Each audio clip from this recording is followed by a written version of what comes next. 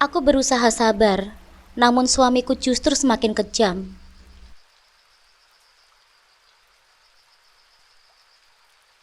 Assalamualaikum sahabat Bunda. Semoga Allah selalu memberikan kesehatan dan kebahagiaan untuk kita semua. Buat sahabat Bunda yang sudah subscribe, semoga rezekinya dilancarkan ya. Amin ya robbal alamin.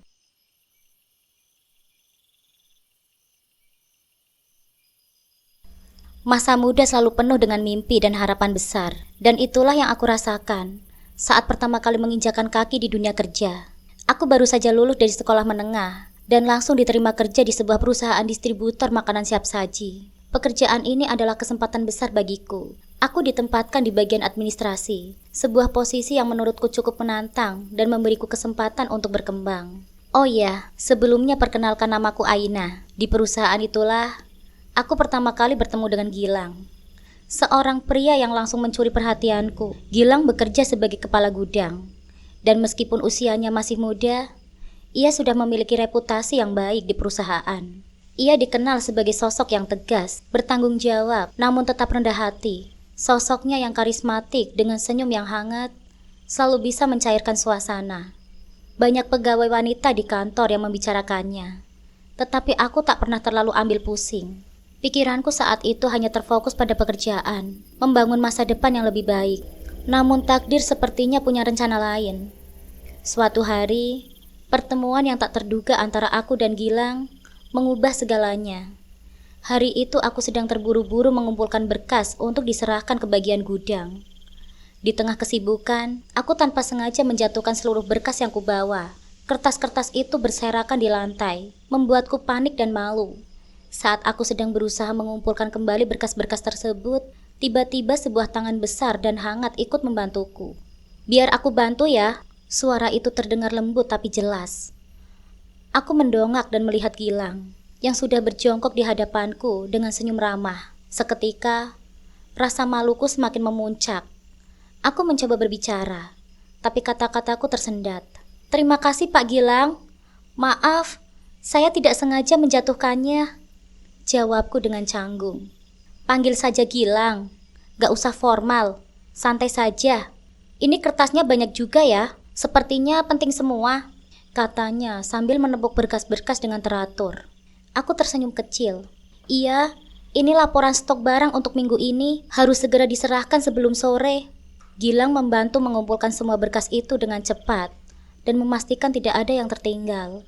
Saat kami berdiri dan saling berhadapan, aku merasakan ada sesuatu yang berbeda. Matanya nampak dalam, seolah-olah ada kehangatan yang tersembunyi di balik tatapannya. Entah bagaimana, di momen sederhana itu, aku merasa ada sebuah ikatan yang tak kasat mata yang mulai terbentuk di antara kami. Setelah hari itu, interaksi kami menjadi lebih sering. Setiap kali aku mengantarkan berkas ke gudang, kami selalu sempat berbincang. Kadang hanya basa-basi sederhana tentang pekerjaan, kadang tentang hal-hal pribadi seperti hobi atau rencana masa depan. Aku mulai melihat sisi lain dari Gilang yang tak banyak orang tahu. Di balik sikap tegasnya, ia ternyata adalah pria yang humoris, cerdas, dan sangat peduli pada orang-orang di sekitarnya. Ia suka bercerita tentang keluarganya, terutama tentang ibunya yang tinggal di kampung. Perlahan-lahan, perasaan itu mulai tumbuh di dalam hatiku. Gilang bukan hanya sekedar rekan kerja yang ramah, tapi juga seseorang yang membuatku nyaman. Setiap senyumannya, perhatian kecilnya, dan cara dia mendengarkan membuatku merasa dihargai. Aku mulai merindukan momen-momen di mana kami bisa berbicara, meskipun hanya sebentar. Tak lama setelah itu, Gilang mengajakku makan siang bersama. Awalnya aku merasa canggung karena tahu banyak wanita di kantor yang menaruh hati padanya. Namun Gilang meyakinkanku bahwa dia hanya ingin mengenalku lebih dekat. Makan siang itu berlangsung dengan nyaman. Kami saling berbagi cerita, tertawa bersama, dan tanpa sadar mulai terbuka satu sama lain. Waktu berjalan dengan cepat, dan dalam 4 bulan, hubungan kami semakin serius. Perasaan cinta yang awalnya hanya bersemi dalam diam, kini tumbuh semakin kuat. Gilang pun tak pernah ragu menunjukkan perhatiannya kepadaku, bahkan di hadapan teman-teman kantor. Tak jarang, aku menerima sindiran dan godaan dari rekan kerja yang menyadari kedekatan kami. Tapi bagiku, itu semua hanyalah hal kecil dibandingkan kebahagiaan yang kurasakan. Hingga suatu sore, di saat aku sama sekali tak menduganya, Gilang datang ke rumahku bersama orang tuanya. Hatiku berdebar kencang saat melihat mereka berdiri di depan pintu dengan senyum lebar. Aku mengundang mereka masuk, namun rasa gugup tidak bisa aku sembunyikan. Di ruang tamu, Gilang dengan suara tegas namun penuh rasa cinta mengutarakan niatnya untuk melamarku di hadapan orang tuaku. Dia mengungkapkan bahwa dia telah lama meyakini aku sebagai perempuan yang tepat untuk menjadi pendamping hidupnya. Aku terdiam, meski hanya 4 bulan berpacaran. Aku tahu di dalam hatiku bahwa aku juga merasakan hal yang sama. Gilang adalah pria yang membuatku merasa dicintai, dihargai, dan diinginkan. Tanpa ragu, aku menerima lamarannya. Orang tuaku pun setuju. Mereka melihat Gilang sebagai pria yang baik dan bertanggung jawab. Tak lama setelah lamaran itu, persiapan pernikahan dimulai. Semuanya terasa begitu cepat. Namun pernikahan di usia muda memang memiliki keindahan tersendiri. Aku dan Gilang memang sengaja menikah di usia yang terbilang muda. Di saat sebagian besar teman-temanku masih sibuk mengejar karir dan mencari jati dirinya. Namun bagiku, menikah muda adalah keputusan yang terasa tepat. Cinta kami begitu besar, dan Gilang menunjukkan keseriusan yang tak bisa aku abaikan. Segalanya terasa berjalan cepat, dari lamaran hingga pernikahan. Semuanya disiapkan dengan kilat, namun tidak ada yang terasa tergesa-gesa. Justru segalanya berjalan begitu lancar, seolah semesta mendukung kebahagiaan kami. Pernikahan kami diadakan secara sederhana namun penuh makna. Kami memilih mengadakan pesta kecil yang hanya dihadiri oleh keluarga terdekat dan sahabat. Saat itu, aku mengenakan gaun putih yang sederhana. Namun di mata Gilang, aku merasa seperti ratu. Senyum hangatnya dan cara dia menatapku membuat hatiku melayang. Hari itu adalah hari yang selalu kuimpikan. Dan akhirnya, aku menjadi istrinya. Seseorang yang akan dibawa ke dalam kehidupannya. Usai pernikahan, kami menempati rumah dinas yang disediakan oleh perusahaan tempat Gilang bekerja. Rumah itu tidak besar, namun cukup nyaman untuk kami berdua. Halaman kecil di depannya dengan beberapa pot tanaman yang kususun sendiri memberikan kesan yang hangat pada tempat tinggal kami. Gilang sebagai kepala gudang mendapatkan fasilitas rumah ini sebagai bagian dari pekerjaannya. Dan aku merasa sangat beruntung bisa memiliki tempat yang akan menjadi awal dari keluarga kecil kami. Aku mulai membayangkan bagaimana nantinya kehidupan kami akan berkembang, dari hanya 2 menjadi 3, bahkan mungkin lebih. Di rumah baru kami, hari-hari pertama pernikahan kami dipenuhi dengan tawa dan kebahagiaan. Setiap sudut rumah terasa seperti tempat baru untuk mengeksplorasi, menciptakan kenangan yang akan kami kenang selamanya. Aku memang sudah memutuskan untuk resign dari pekerjaan, dan sekarang hanya Gilang saja yang bekerja, dan aku fokus di rumah menjadi ibu rumah tangga. Kami sering menghabiskan waktu bersama di malam hari, setelah Gilang pulang bekerja, bercakap-cakap tentang rencana masa depan kami, impian kami, dan harapan yang kami miliki. Gilang selalu berkata bahwa dia ingin memberiku kehidupan yang bahagia, dan aku percaya itu. Cintanya begitu nyata, begitu tulus. Keluarga besar Gilang juga menerima kehadiranku dengan sangat hangat. Awalnya aku merasa canggung, mengingat aku datang dari latar belakang yang berbeda. Gilang berasal dari keluarga besar yang penuh tradisi, sementara keluargaku jauh lebih sederhana dan tak terlalu terikat dengan adat. Namun setiap kali aku mengunjungi keluarganya, mereka selalu menyambutku dengan senyum yang lebar dan perlakuan yang penuh kasih sayang. Terutama ibunya, selalu memperlakukanku seperti anak perempuan yang tak pernah dia miliki. Aku ingat bagaimana beliau dengan sabar mengajarkanku beberapa resep makanan khas keluarga mereka, yang pada awalnya terasa sulit, tapi lama-kelamaan menjadi bagian dari rutinitasku sehari-hari. "Bagaimana Aina? Kamu sudah bisa buat makanan kesukaan Gilang?" tanya ibu Gilang suatu sore, saat kami berada di dapur bersama. Senyumnya lembut, tapi aku tahu ada keingintahuan yang tulus di matanya. Aku tersenyum dan mencoba menjawabnya dengan percaya diri. "Iya Bu, ini Aina juga sedang belajar Bu. Lagi pula, Gilang semua yang saya masak sejauh ini." Ibu Gilang tertawa pelan dan menepuk punggungku. "Tentu saja dia suka. Siapa yang tidak suka masakan istri tercintanya?" katanya dengan nada menggoda. Momen-momen seperti itu membuatku merasa semakin nyaman berada di lingkungan keluarganya. Aku merasa diterima sepenuhnya, dan itu memberiku kekuatan untuk menghadapi segala tantangan yang mungkin akan datang. Meski begitu, tak bisa dipungkiri bahwa pernikahan di usia muda memang membutuhkan banyak penyesuaian. Gilang dan aku masih dalam fase belajar untuk saling memahami, baik sebagai pasangan maupun sebagai individu yang sedang berkembang. Sebagai pasangan muda, kami kadang menghadapi perbedaan dalam cara pandang. Gilang yang terbiasa bekerja keras, kadang-kadang pulang dengan kelelahan. Dan di saat-saat itulah, suasana rumah menjadi agak tegang. Aku berusaha untuk memahaminya, tetapi di dalam hatiku ada keinginan untuk lebih banyak waktu bersamanya. Pada malam-malam tertentu, saat dia terlalu sibuk dengan pekerjaannya, aku akan duduk di ruang tamu sendirian, merindukan kebersamaan kami yang dulu terasa begitu dekat saat kami berpacaran. Tapi setiap kali aku mengutarakan keinginanku untuk lebih banyak waktu bersamanya, Gilang selalu berkata dengan lembut, "Ini semua untuk kita sayang, aku ingin memastikan masa depan kita terjamin." Aku mengangguk, meski kadang hatiku terasa sedikit berat. Aku tahu, Gilang berusaha yang terbaik, tapi ada saat-saat di mana aku berharap dia bisa sejenak berhenti dan menikmati momen-momen kecil bersama. Aku juga mencoba memahami tekanan yang dia rasakan sebagai kepala keluarga di usia muda, terutama dengan posisinya di perusahaan yang menuntut tanggung jawab besar. Namun terlepas dari itu semua, kehidupan pernikahan kami berjalan dengan cukup harmonis. Gilang tetap pria yang perhatian, dan dia selalu memastikan aku merasa nyaman di rumah. Kami sering berbagi tugas rumah tangga bersama, meski kadang dia terlihat canggung saat mencoba memasak atau membersihkan rumah. Namun di balik itu semua, aku bisa merasakan cinta dan keinginannya untuk selalu membuatku bahagia. Tak lama setelah pernikahan kami, kabar bahagia datang menghampiri. Aku akhirnya hamil, dan berita itu langsung membawa kebahagiaan luar biasa dalam kehidupan kami. Saat aku memberitahu Gilang, dia nampak lebih bahagia dari sebelumnya. Wajahnya yang biasanya tenang langsung berubah ceria. Dia merangkulku, menatap mataku dengan penuh cinta dan berkata, "Ini adalah hadiah yang terindah yang pernah aku terima. Terima kasih ya sayang." Kehamilan pertamaku terasa seperti anugerah yang mengikat cinta kami semakin erat. Hari-hari berjalan dengan penuh antusiasme. Gilang yang biasanya sibuk dengan pekerjaannya sebagai kepala gudang, mendadak lebih perhatian. Dia selalu memastikan bahwa aku cukup istirahat dan gizi yang baik. Kadang dia pulang lebih awal dari biasanya, membawa buah-buahan segar atau vitamin yang direkomendasikan dokter untuk ibu hamil.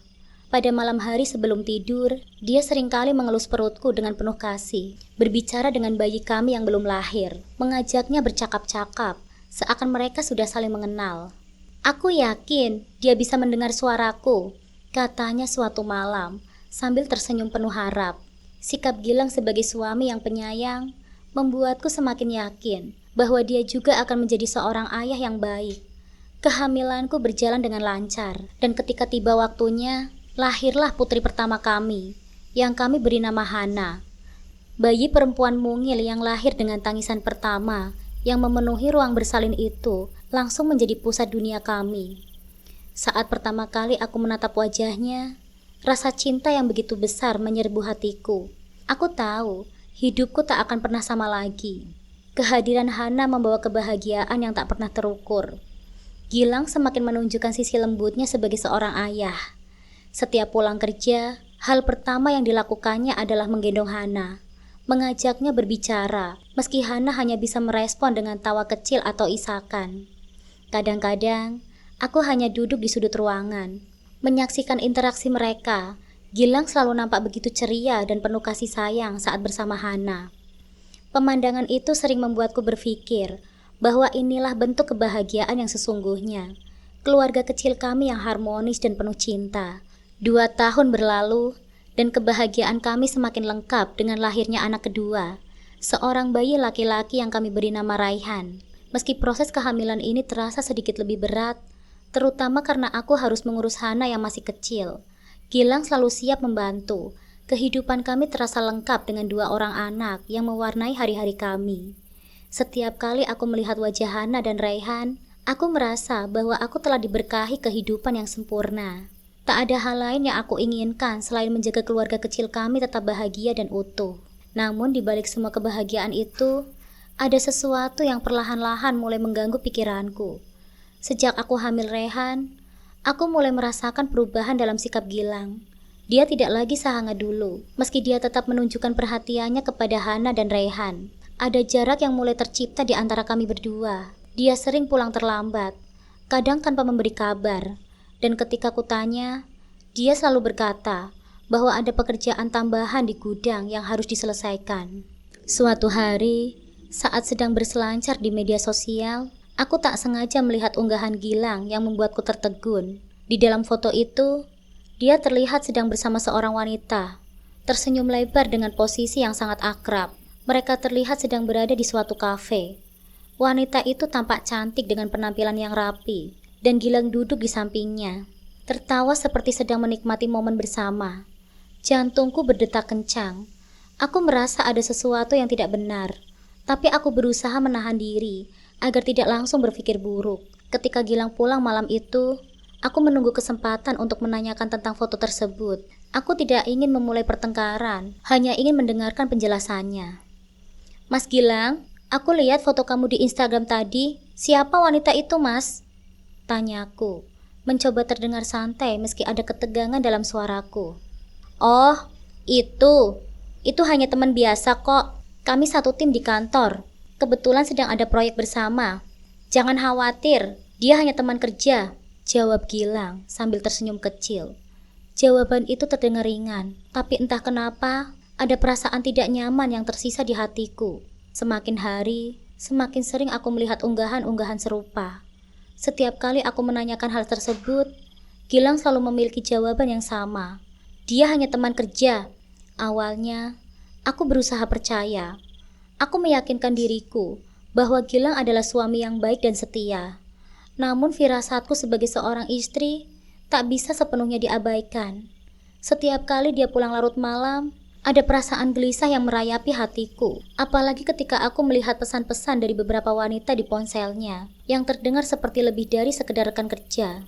Percakapan itu dipenuhi dengan kata-kata manis, janji-janji yang seharusnya hanya ditunjukkan untukku. Setiap kali aku ingin marah pada Gilang, sesuatu dalam diriku menahanku. Meski rasa sakit semakin menusuk, aku memilih untuk bertahan. Aku jauh dari keluargaku yang tinggal di desa, dan tidak ada tempatku untuk berpaling. Anak-anak kami masih kecil, dan aku tidak ingin merusak kehidupan mereka dengan masalah rumah tangga kami. Setiap malam, aku mencoba menenangkan Rehan yang rewel sambil merawat Hana. Tetapi di sisi lain, aku juga harus menghadapi sikap dingin Gilang yang semakin hari semakin menyakitkan. Namun semakin lama, situasinya semakin sulit. Gilang mulai sering pulang larut malam dalam keadaan mabuk. Sesuatu yang dulu tak pernah kulihat darinya. Bahkan ada malam-malam di mana dia pulang dengan kondisi baju yang berantakan, aroma alkohol yang menyengat, dan tatapannya yang kosong.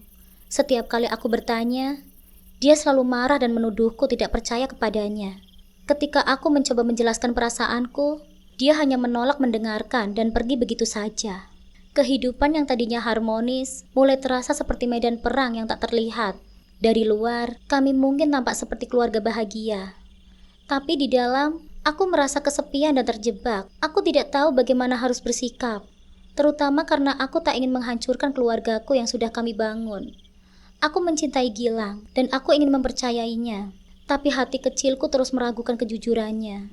Perubahan dalam hubungan kami ini membuatku semakin waspada. Dan aku mulai berpikir, apakah semua ini hanya kebetulan atau sebenarnya ada sesuatu yang lebih besar yang sedang dia sembunyikan dariku. Malam itu, suasana rumah terasa begitu berat. Rehan terus menangis, tak kunjung tenang meski sudah aku ayun dan gendong dengan penuh kesabaran. Di sebelahnya, Hana sudah tidur dengan lelap, tak terusik oleh suara adiknya yang keras. Aku berusaha sekuat tenaga menenangkan Rehan, padahal tubuhku sudah begitu lelah setelah seharian mengurus rumah dan anak-anak. Aku terus berusaha membujuk Rehan agar tertidur, berharap malam segera berlalu dengan damai. Namun kedamaian itu ternyata hanya ilusi. Terdengar suara pintu dibanting keras, dan Gilang masuk ke dalam rumah dengan langkah yang terseret. Aku bisa mencium aroma alkohol yang begitu tajam, bahkan dari kejauhan. Wajahnya kusut, matanya merah, dan bajunya kusut seakan dia baru saja terlibat dalam perkelahian. Aku berusaha menahan diriku untuk tidak langsung panik, meski naluri batinku sudah merasakan bahaya yang akan datang. Ketika dia masuk ke ruang tamu, aku berdiri, masih menggendong Rehan yang menangis tak henti-hentinya. "Mas Gilang, kamu kenapa? Kok pulang selarut ini lagi? Kamu mabuk ya?" Tanyaku hati-hati, berharap bisa meredakan suasana. Namun bukannya menjawab, Gilang malah menatapku dengan tatapan dingin dan marah. "Diam kau!" bentaknya dengan nada kasar. Aku terkejut. Belum pernah dia berbicara kepadaku dengan nada seperti itu. Aku mencoba mengatur nafas, tapi sebelum aku bisa merespon, tangan Gilang yang besar dan berat melayang ke pipiku. Tamparan keras itu mendarat di wajahku, membuat dunia seakan berhenti sejenak.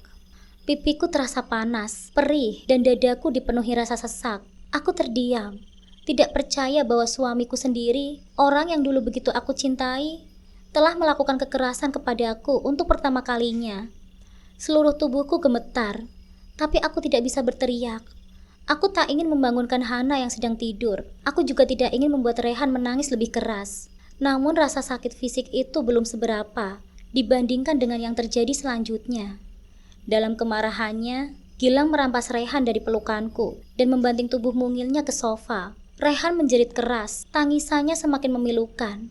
Aku panik, bergegas mendekati Rehan yang tergeletak dengan posisi yang tidak nyaman. Takut dia terluka, aku langsung memeluk Rehan kembali ke dalam pelukanku, memastikan dia baik-baik saja. Tapi di dalam hatiku, ada rasa takut yang menggerogoti setiap sudut. Rasa takut bahwa mungkin kali ini lebih dari sekedar tamparan. Malam itu menjadi titik awal dari perubahan yang mengerikan di dalam keluarga kami. Gilang, pria yang dulu kuanggap sebagai suami yang penyayang dan ayah yang baik, kini berubah menjadi sosok yang menakutkan. Kekerasan mulai menjadi bagian dari hidupku. Hari demi hari, Gilang semakin sering pulang larut malam dalam keadaan mabuk. Dan setiap kali dia pulang, amarahnya selalu dilampiaskan kepadaku. Tamparan, tendangan, bahkan bentakan-bentakan yang kasar menjadi pemandangan sehari-hari dalam rumah kami. Awalnya dia hanya menampar, tapi seiring waktu, kekerasannya semakin menjadi-jadi. Jika aku tidak menurutinya, dia akan menyiramku dengan air, menyeretku dari kamar, bahkan mendorongku hingga terjatuh. Aku seringkali bertanya kepada diriku sendiri, apa yang telah aku lakukan sehingga pantas diperlakukan seperti itu? Bagaimana bisa pria yang dulu begitu lembut dan penyayang berubah menjadi monster dalam hidupku? Namun di tengah semua kekerasan itu, aku tetap bertahan. Bukan karena aku takut kepadanya, melainkan karena aku tidak ingin meninggalkan anak-anak kami. Hana dan Rehan adalah segalanya bagiku. Dan aku tidak bisa membiarkan mereka tumbuh tanpa kehadiran seorang ayah, meskipun Gilang sekarang adalah sosok yang penuh kemarahan. Aku tetap berharap, di dalam lubuk hatinya, dia masih mencintaiku dan anak-anakku. Ada kalanya aku berpikir untuk melarikan diri, membawa Hana dan Rehan jauh dari Gilang. Tapi bayangan mereka tumbuh tanpa seorang ayah terus menghantuiku. Aku tahu rasanya kehilangan figur seorang ayah. Dan aku tidak ingin anak-anakku merasakan hal yang sama. Meski aku harus mengorbankan kebahagiaan dan rasa aman, aku rela demi mereka. Setiap malam, setelah Gilang selesai melampiaskan amarahnya, aku menangis di dalam kamar. Aku menatap wajah Hana dan Rehan yang sedang tidur, memeluk mereka dengan erat, seakan mereka adalah satu-satunya kekuatan yang tersisa di dalam hidupku. Di tengah rasa sakit fisik dan mental yang aku rasakan, anak-anakku menjadi pelipur laraku. Mereka adalah alasanku untuk terus bertahan. Namun ada pertanyaan yang terus berputar di benakku. Sampai kapan aku bisa bertahan? Akankah Gilang suatu hari nanti menyadari kesalahannya? Ataukah aku akan terus hidup dalam siklus kekerasan seperti ini? Aku tidak tahu jawabannya, tapi yang pasti, setiap kali aku melihat senyuman Hana dan Rehan, aku menemukan alasan untuk tetap kuat. Meski tubuhku penuh dengan memar, hatiku hancur berkeping-keping. Aku tidak bisa membiarkan anak-anak kami tumbuh dalam kegelapan. Aku harus tetap bertahan, setidaknya demi mereka. Tapi meskipun begitu, di lubuk hatiku yang terdalam, aku tahu bahwa tidak ada kebahagiaan yang bisa tumbuh di atas dasar ketakutan dan kekerasan. Aku tahu aku harus melakukan sesuatu, bukan hanya untuk diriku sendiri, tetapi juga untuk anak-anakku yang berhak mendapatkan kehidupan yang lebih baik. Namun keberanian untuk bertindak masih tersembunyi di balik dinding ketakutanku. Malam pertama kekerasan itu hanyalah awal dari kegelapan yang panjang, dan aku tidak tahu bagaimana caranya menemukan jalan keluar dari kegelapan itu. Namun ternyata kenyataan pahit itu belum cukup aku terima. Puncak dari segala penderitaanku terjadi ketika Gilang membawa seorang wanita asing ke dalam rumah kami. Wanita itu berdandan menor dan berpakaian sangat seksi. Aku tahu, wanita itu pasti adalah wanita bayaran. Gilang mengurungku di kamar, sementara dia dengan terang-terangan bermesraan di kamar lain. Aku mendengar tawa mereka, canda mesra yang dulu pernah kurasakan. Rasa sakit dan penghinaan menyusup ke seluruh tubuhku. Aku tidak bisa berdiam diri seperti ini. Setiap malam terasa seperti mimpi buruk yang tak pernah usai, dan aku tak tahu berapa lama lagi aku bisa menahan diriku dari kehancuran total. Tubuhku penuh dengan memar, jiwaku terkoyak, tapi aku sadar, jika aku terus pasrah, Gilang akan semakin merajalela. Demi Hana dan demi Rehan, aku harus bertindak. Aku harus keluar dari neraka ini, meski resikonya sangat besar. Namun kali ini, aku tak bisa gegabah. Aku butuh rencana yang matang. Semula bermula ketika aku mencari informasi tentang kekerasan dalam rumah tangga di internet. Diam-diam di tengah malam saat Gilang terlelap, aku membaca kisah-kisah dari wanita lain yang berhasil melarikan diri. Wanita-wanita yang kuat, yang memilih melawan meskipun mereka tahu taruhannya adalah nyawa. Aku mulai mencari tahu tentang cara mengumpulkan bukti, tentang perlindungan hukum, dan bagaimana mengambil langkah yang tepat tanpa memicu lebih banyak kekerasan. Rencana pertamaku adalah merekam semua tindakan Gilang. Aku tahu kata-kata dan memar di dalam tubuhku tidak akan pernah cukup sebagai bukti yang kuat di pengadilan. Aku butuh rekaman yang menunjukkan apa yang benar-benar terjadi. Aku butuh bukti visual yang tak bisa disangkal oleh siapapun. Dengan sedikit uang yang aku simpan diam-diam, aku membeli beberapa kamera kecil yang mudah disembunyikan. Kamera-kamera itu memiliki kualitas yang cukup bagus, dan aku tahu Gilang tak akan pernah curiga. Dia terlalu yakin bahwa aku tidak akan pernah melawannya. Aku mulai memasang CCTV di beberapa sudut rumah, di ruang tamu, dan di dekat kamar tidur, bahkan di dapur, tempat di mana seringkali pertengkaran kami meletus. Setiap sudut yang memungkinkan kekerasan terjadi, aku lengkapi dengan kamera tersembunyi. Aku melakukannya dengan hati-hati, menunggu saat Gilang pergi bekerja atau mabuk terlalu berat, hingga tidak menyadari pergerakanku. Aku tahu betul resikonya. Jika Gilang tahu aku merekamnya, aku bisa dibunuh. Tapi aku juga tahu, jika aku tidak melakukannya, aku akan mati secara perlahan dengan siklus kekerasan ini. Pilihanku sudah bulat. Malam itu ketika aku sudah siap secara mental, Gilang pulang dalam keadaan mabuk berat. Seperti biasanya, wajahnya merah, langkahnya tak terarah. Aku bisa melihat kemarahan yang sudah membara di matanya. Bahkan sebelum dia mengatakan apapun, Rehan sedang tidur, tapi Hana masih terjaga, berusaha menahan kantuk sambil bermain boneka di ruang tamu. Aku tahu, Gilang tak suka melihat Hana masih bangun pada jam itu. "Hana, tidur sana!" Suaranya keras dan mengintimidasi. Hana langsung meringkuk ketakutan dan menatapku, berharap aku akan melindunginya. Hatiku remuk melihat putri kecilku ketakutan seperti itu. Aku mencoba menenangkan Gilang. "Mas Gilang, biarkan dia bermain sebentar lagi. Aku yang akan menidurkannya." Namun bukannya mendengarkan, dia malah melayangkan tamparan keras ke dalam wajahku. Aku terhuyung, tapi aku tetap terjaga di posisiku, dekat salah satu sudut rumah yang sudah aku pasangi CCTV. Aku menahan sakit, memastikan semuanya terekam. Dia memukulku lagi, kali ini lebih keras, hingga aku jatuh terduduk. Aku tidak melawan, hanya menangis dalam diam sambil sesekali melihat ke arah kamera tersembunyi, memastikan semuanya terekam dengan jelas. Tangis Hana akhirnya pecah, dan itu membuat Gilang semakin marah. Dia mendekati Hana, tapi aku segera bangkit, menghalangi dia. "Jangan sentuh anak-anak kita!" Aku berteriak. Mungkin untuk pertama kalinya aku melawan. Gilang terlihat terkejut sejenak, tapi kemudian kemarahannya meledak. Dia memukulku lagi, tapi kali ini aku sudah siap. Aku tidak merasakan sakit seperti sebelumnya, karena di dalam hatiku, aku tahu bukti itu sudah ada. Rekaman yang akan membuktikan betapa buruknya perlakuan Gilang terhadapku. Setelah kemarahan mereda, Gilang pergi ke kamar dan terkapar di tempat tidur. Sementara aku masih merasa perih di tubuhku. Namun di tengah rasa sakit fisik dan mental, ada perasaan lega yang menyelinap. Aku tahu, ini adalah langkah pertama untuk membebaskan diri dari belenggu pernikahan ini. Keesokan harinya, Dengan hati-hati aku mengambil semua rekaman CCTV dan menyimpannya di tempat yang aman. Aku tidak bisa lagi berdiam diri. Demi Hana, demi Rehan, dan demi diriku sendiri. Aku harus melawan. Aku tidak tahu apa yang akan terjadi setelah ini. Tapi satu hal yang pasti, aku tidak akan lagi menjadi korban tanpa suara.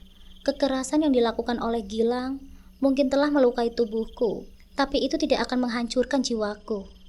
Dengan bukti yang ada, aku akhirnya memutuskan untuk memviralkan rekaman CCTV tersebut.